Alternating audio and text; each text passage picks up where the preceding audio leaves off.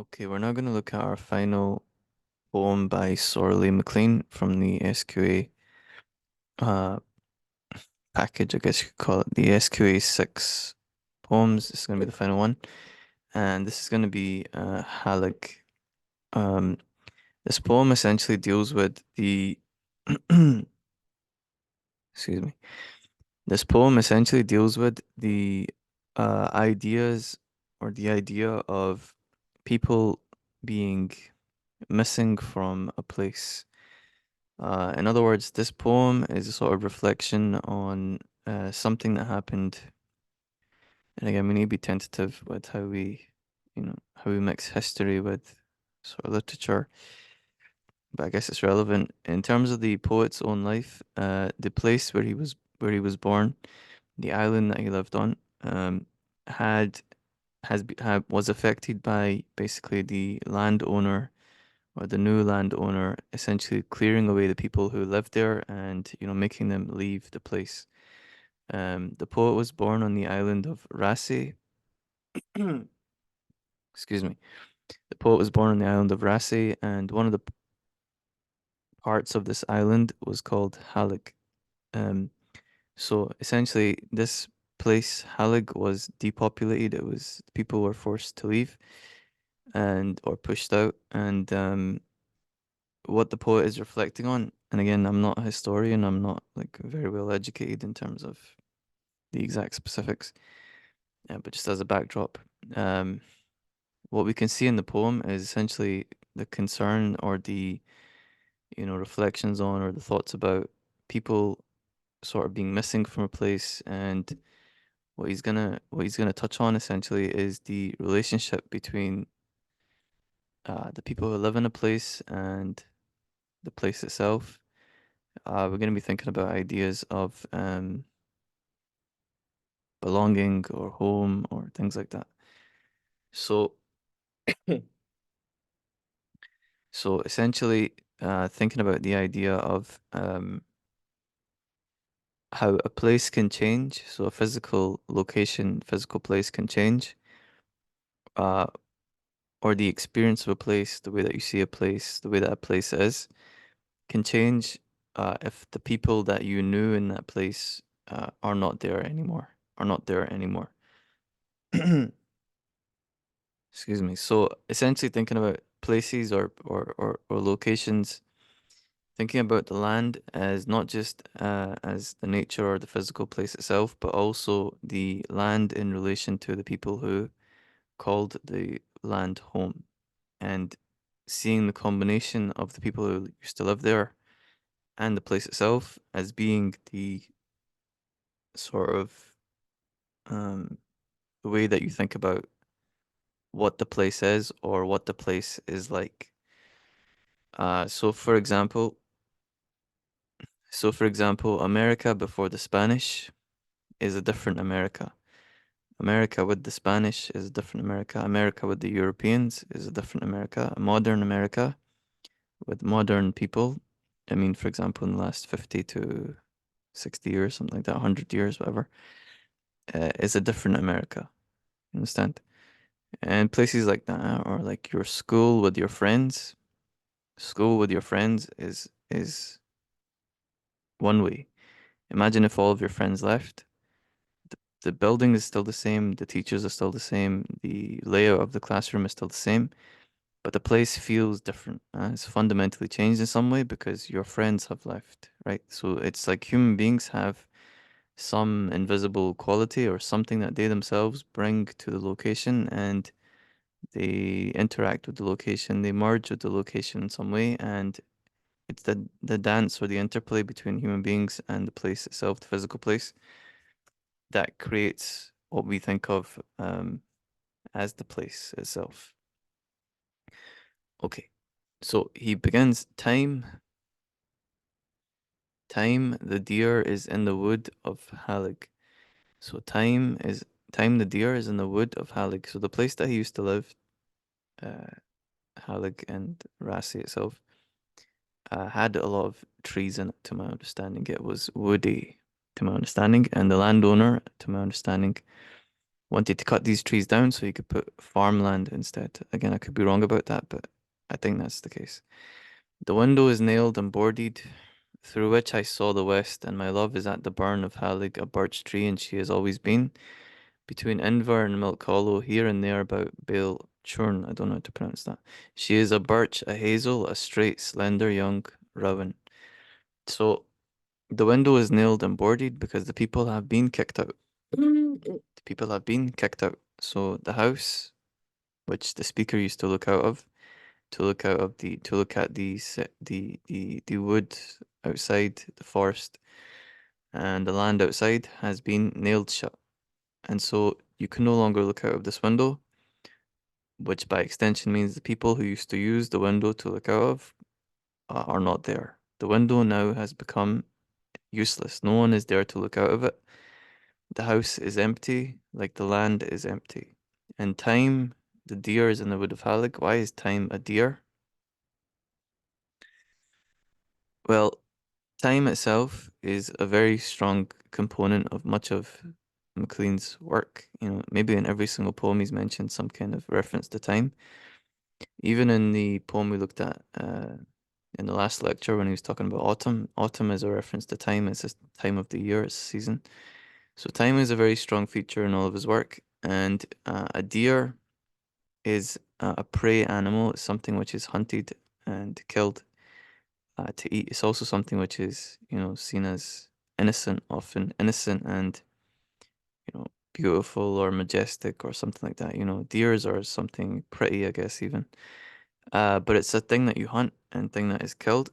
Uh, so in a sense, you could say that perhaps what's being said, perhaps, is that the time has come, or the time came, where the life of living in this place, Hallaig, came to an end for these people as they were hunted, in a sense, by the new sort of owners of the land, and their life in this place was ended. Like you hunt a deer and you kill it, the life of the deer in the place has ended.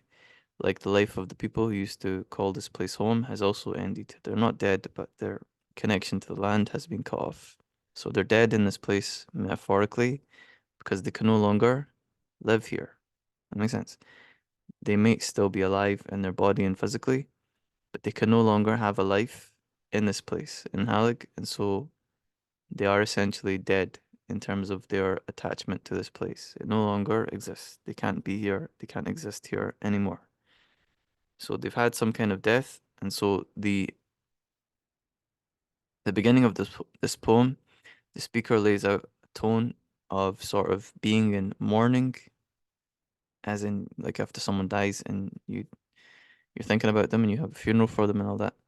Like that kind of mourning. The poem is sort of a mourning for the people who used to live here and who have in some sense passed away, passed on, feel like they've died in some sense. So he also brings in some imagery about, specific imagery, a birch tree she has always been, and he begins to sort of, there's a lot of wordplay, I guess you could say, or double speak in this, not in the negative sense, double speak usually is negative, but I mean as in saying two things at once. Um, he begins to talk about a tree, and at the same time he describes the tree like a woman, and in the next verse, or the verse after this, I think maybe one after this, he's gonna talk about a woman. He's gonna describe her like a tree. So we don't know exactly if he's talking about a woman or a tree, but it's most likely he's talking about both. Maybe it was a woman that he used to love. We've seen from MacLean he had a lot of girls that he used to love. Yeah, respect to the Don. Rest in peace. There's a lot of women that feature in his work and his poetry that he used to love. So it's most likely probably talking about speaker is talking about nature and a woman and the intensity that he had for love for that woman is the intensity he had for the land and also for the people who used to live there collectively, who are essentially his people and his community in some sense. Okay. In Skripadal of my people, And again, I'm not, these words are Gallic, so if I don't pronounce them correctly, it's because I don't speak Gallic. Huh? Where Norman and Big Hector were, their daughters and their sons are a wood going up beside the stream. Now, it's very likely that this this Norman here could be a reference to the Norman people. Again, I'm not a historian, or the sort of I don't know, Norse people or something like that. We know that the Vikings used to live in these islands, but anyway, that's besides the point. I'll take it literally because I don't have the historical, what do you call it, background. I don't know. Um, so I'll take it literally that he's naming different people who used to live here, Norman and Big Hector, and their daughters and sons.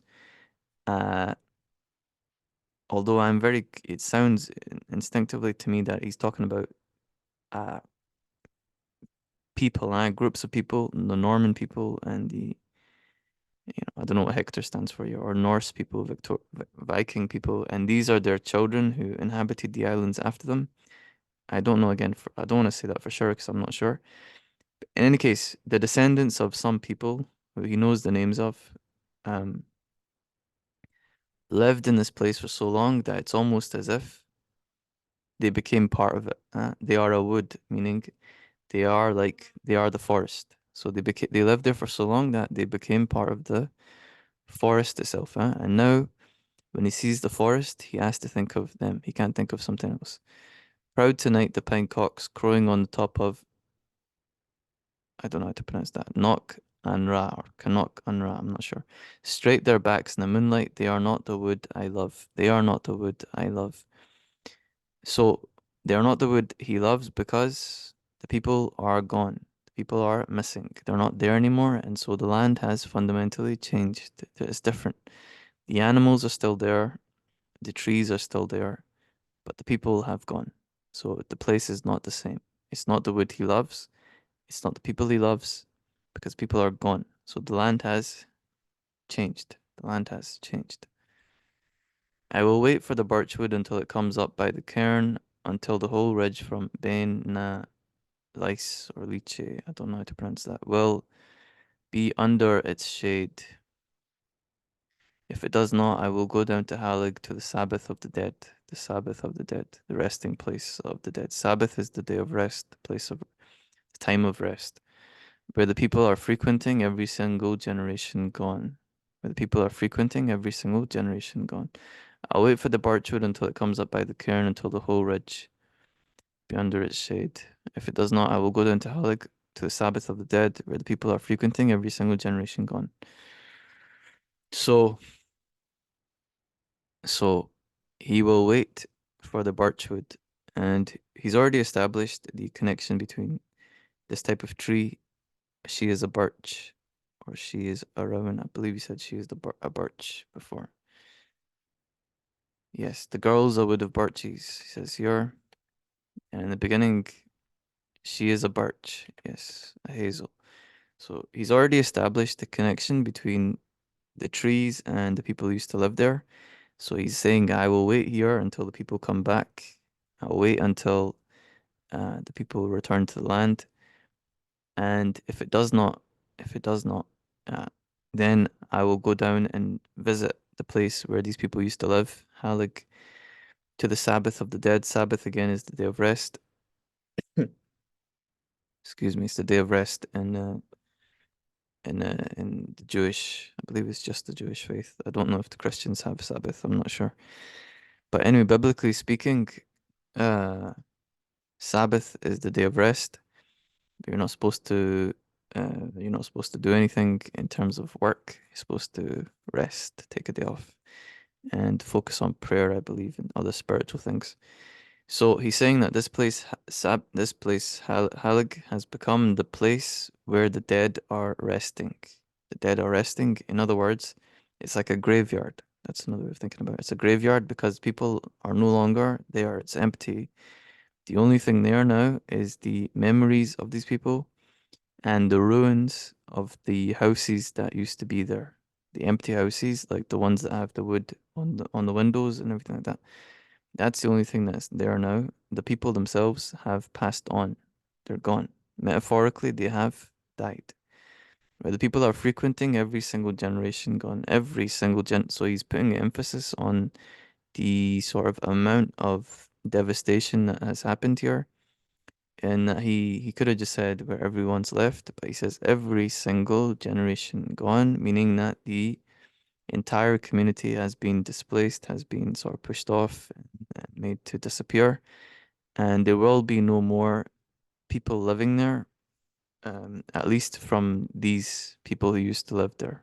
Does that make sense? Their line has been cut off in some sense, in the same way as if, a community is sort of genocided or something. How their line gets cut off like that. Huh? And we say free Palestine. Hmm. Excuse me, when we're talking about genocide. Excuse me. Although this is obviously a complicated issue, but still, God bless the dead and God bless the civilians who die in combat.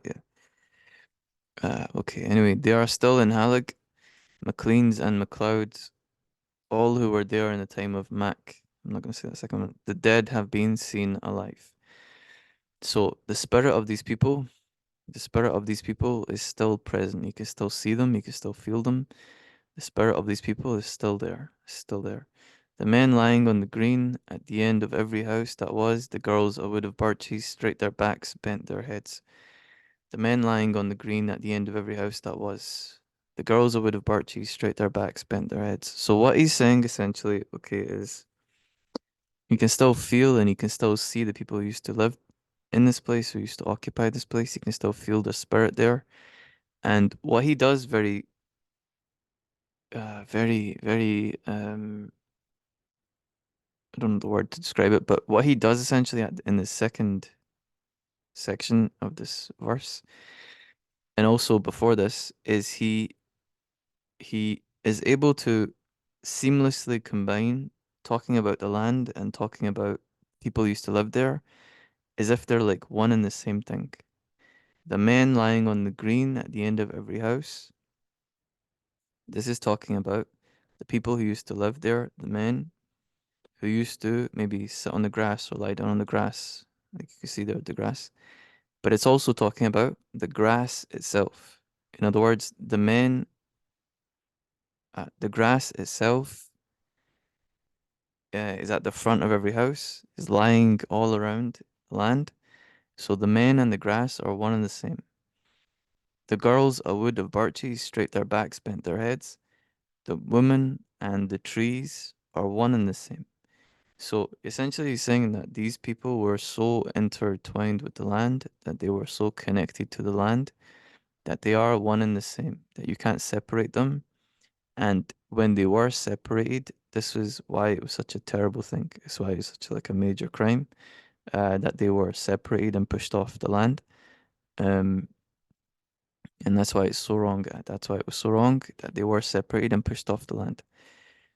Between the lake, maybe lake, and ferns, the road is under mild moss, and the girls in silent bands go to Clachan as in the beginning, and return from Clachan from Sush Nish and the land of the living, each one young and light stepping without the heartbreak of the tale.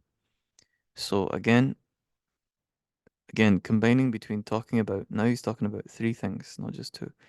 Again, combining between talking about the land itself, how it's all quiet now, and what it looks like, and the girls who used to live there, and light stepping and how they used to be there, how they used to walk around in these mossy places. But now also talking about people who have gone to the place to visit it, which is started in the last, he mentioned, and he began in the last section that we looked at, that now people, when they visit this place, that they are very sort of quiet and somber and, like I said, following the tone he set in the beginning of morning, that the people who visit this place now, they're visiting it as if they're visiting a funeral place and a graveyard. They're visiting it as if they are in a place of the dead. Um, each one young and light stepping without the heartbreak of the tale, and maybe some of them, they walk around and they don't have an understanding of what's happened here. Light, young and light stepping with the heartbreak of the tale. They don't know what's happening here, and so they're not upset about it. And again, this would contrast with what he said in the beginning part. The girls in silent bands go to clacking in the beginning. So again, we have contrast, and he does this in his work quite a lot, where you have things that are opposite. In the beginning, they're silent. At the end, it seems like they're happy. So maybe they're silent. They appear like that they're mourning without even knowing that they are mourning, and they're silent and they're behaving in the way that is expected in this kind of place, although they don't understand, why people are behaving this way or why it is that the place is the way it is. Okay, okay. From the burn of ferns to the raised beach, that is clear in the mystery of the hills. There is only the congregation of girls keeping up the endless walk. Coming back to Hallaig in the evening in the dumb living twilight, filling the steep slopes, their laughter a mist in my ears. So again, okay, so maybe what he's talking about was not people visiting it, but the people who used to live there and how they were happy, and the silence is not about the morning. I'll take it back. The silence is that they were, uh, he can't, they're not making noise, obviously, because they're gone. They're gone. But you can see them like moving around silently on the hills and everything. He's picturing them. Yes, okay. And then he goes on to say, clear mystery, congregation of girls keeping up the endless walk, that they're moving around this place and you can see them. You can see the girls like moving around, walking around endlessly. Coming back to Hallaig in the evening, the dumb living twilight filling the steep slopes, their laughter a mist in my ears. That you can hear them laughing, and the laughter a mist in my ears. A mist is something which is cloudy or something which is you can't it's something that you can see but you can't see clearly. It's something you can see but it's blurry if you like. So you can hear them but you can't hear them clearly. It's like if you think about like those soundtracks, whatever that sounds just like a whirlwind of sound or people talking or something, but you can't make out any distinct one person. It's like there's too many people talking at the same time. He's experiencing that, yeah. He's experiencing like an overload of people laughing, girls laughing. He's having a sensory sort of experience where he's seeing the people who used to live there who are no longer there. Okay. To the raised beach that is clear in the mystery of the hills, there is only the congregation of girls keeping up the endless walk. So it's almost like these are the ghosts of the place which have haunted the place, after their death, metaphorically, after their death. And it could also be a possibility that I'm not exactly sure when this poem was written, but it's likely that many of the people, I mean, okay, it's definitely true now, and we're reading the poem, that all of these people, if not many of them, most of them, have actually passed away at this point, and so it is, in a sense, talking about people who have literally died, and they their existence in the place was taken away first, just metaphorically, in that they were kicked out. And then now they have sort of literally died in terms of they're not there anymore, and so it's only their memory that is still existing. Okay, okay, this is the last line. Okay, good. And their beauty a film on my heart, and before the dimness comes on the cows, and when the sun goes down behind Duncana, is that mountain, I believe, a vehement bullet will come from the gun of love and will strike the deer that goes dizzily sniffing at the grass-grown ruined homes. His eyes will freeze in the wood, his blood will not be traced while I live. Okay, the beauty of film on my heart. So the beauty of these of these girls, of these people who used to live there, is wraps up his heart, and he feels it. He feels it all around him. He feels it intensely. Before the dimness comes on the cows, and when the sun goes down behind the mountain, a vehement bullet will come from the gun of love and strike the deer that goes dizzily, the deer that's in Hallaig. A vehement bullet will come from the gun of love and strike the deer that goes dizzily sniffing at the grass-grown ruined homes. The gun of love. His eye will freeze in the wood. His blood will not be traced. His blood will not be traced while I live. So, what does this mean? What does this mean? A vehement bullet will come from the gun of love and will strike the deer that goes dizzily sniffing at the grass-grown ruined homes. It sounds to me what this means, okay? It sounds to me if the deer represents time and the gun is going to shoot the deer and the gun is shooting love, essentially, it's an expression of love, then what this means to me is that this snapshot of what the place used to be like will forever stay with the speaker. In other words, the deer, who is time, will be frozen or paused or killed in a way, made to stop forever for the speaker in this place, sniffing at the grass grown ruined homes. His eyes will freeze in the wood. His eye will freeze in the wood. It will be made to stop and pause here, in that the speaker will remember this place forever in this way. The speaker will not forget this place, and the speaker, his love for this place will maintain and endure through his memories of it. And so the memories of this place will not be allowed to disappear, and the memories of the place, his eye will freeze in the wood, meaning time will continuously look at this place, the wood, which is the place essentially. His blood will not be traced while I live. His blood will not be traced while I live. So this place will be remembered and will not be forgotten so long as the speaker is alive, and now by extension, so long as his poetry is alive. Again, just sort of same themes as like I Give You Immortality and so on. Essentially, that this place and the memory of its people will be forever kept alive through the speaker in his mind, and then now through his work. Um, so essentially, it's like if you think about his works as four love poems, or no, four poems which deal with love. This would be, you can consider, the fifth love poem in terms of love of a place. The other four would be love of a woman, and then the last one would be sort of related to war and that kind of thing. Um, so essentially, the speaker is sort of focused on and reflecting on, thinking about how much this place, and more so how much the people meant to him, mean to him, and the connection that people can have with the place. And I guess what I should say, I mentioned I brought up Palestine. It is sort of relevant to the conversation in that it's very similar in terms of people being people being kicked out of their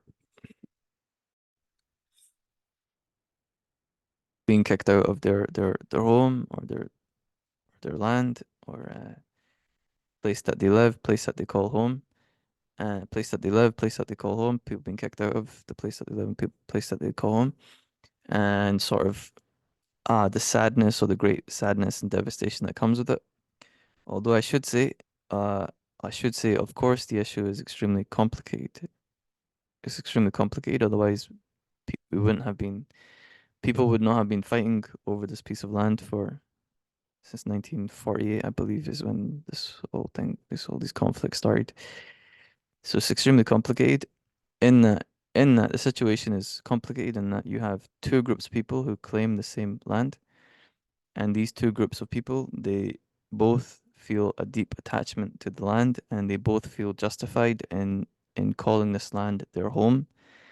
And so it's as if you think about this poem of Hallaig, if you imagine that the speaker was writing, the example would be, if the speaker is writing, for example, these would be Palestinians that he's writing about who have been kicked out.